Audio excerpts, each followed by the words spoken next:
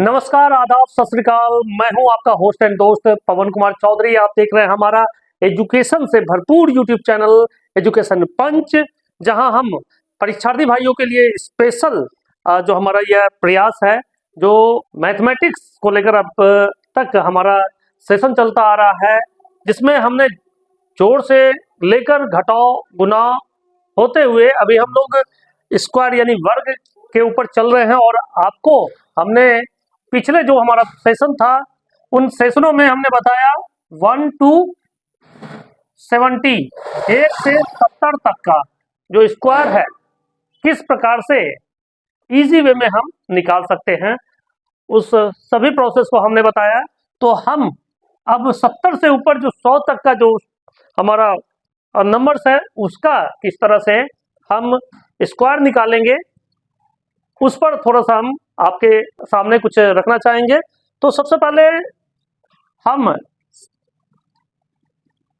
71 यानी 71 का स्क्वायर जब निकालेंगे, तो आपको फिर से हम बता देना चाहते हैं कि जो हमने आपको बताया था कि 50 से ऊपर का यानी 50 से ऊपर का जो भी स्क्वायर निकालते थे 50 प्लस में, तो हमारा बेस 25 होता था। उसके बाद हमारा जो आगे की जो 2 डिजिट जो होता है उसी के ऊपर निर्भर होता था।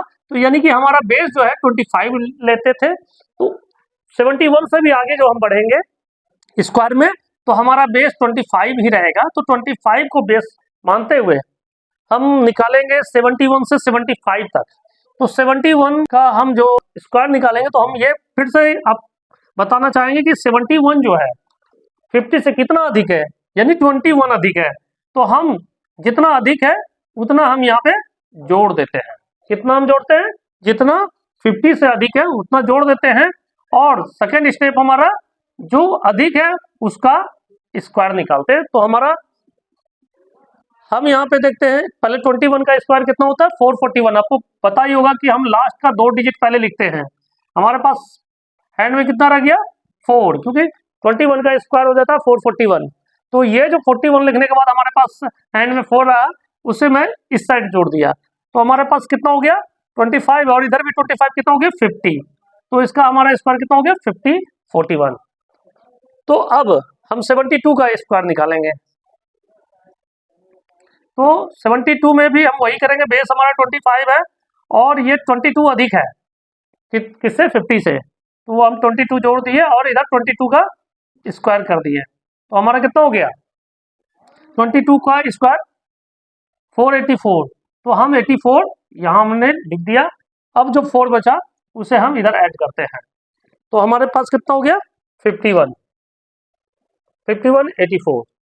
तो इसी प्रोसेस से हम आगे बढ़ते हैं और 73 का स्क्वायर जब निकालेंगे अपने शॉर्टकट मेथड से, तो आप देख सकते हैं कि यानी कि हमारा जो बेस है 25 प्लस ये चूंकि 50 से 23 अधिक है, तो हम 23 लिखेंगे और ऐड कर देंगे और 23 का स्क्वायर निकालेंगे।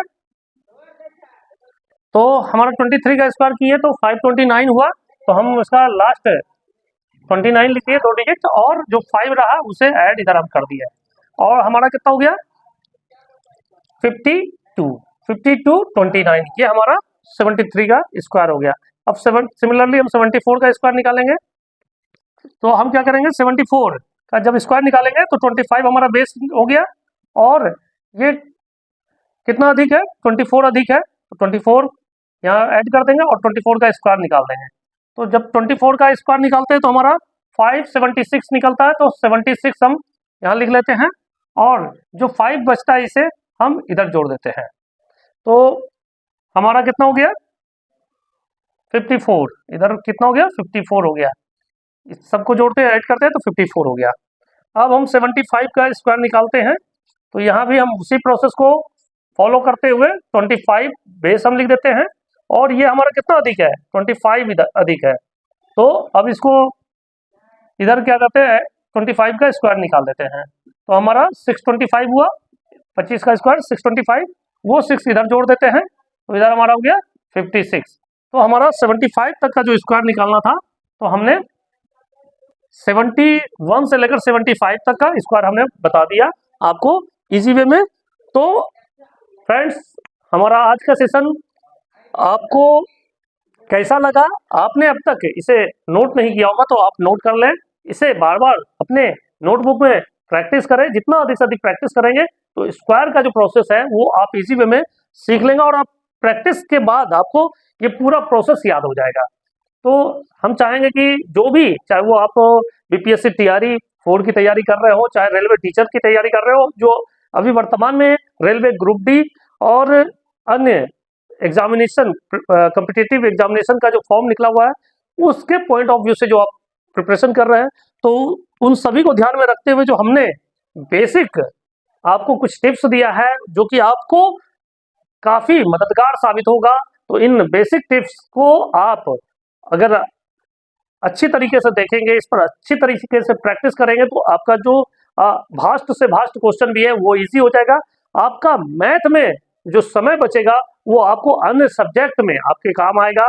तो कंपटीशन में क्योंकि प्रेशर होता है, जब हम एग्जामिनेशन सेंटर पे जाते हैं तो प्रेशर के समय उस प्रेशर को हैंडल करते हुए अपने मैथमेटिक्स के जो क्वेश्चंस होते हैं उसको कम से कम समय में कैसे सोल्व करके अपने अन्य क्वेश्चन के लिए समय बचाते हैं। यही जो हमारा ट्रिक जो है हमारे कॉम्पिटिटिव एग्जामिनेशन में हमें सक्सेस बनाता है।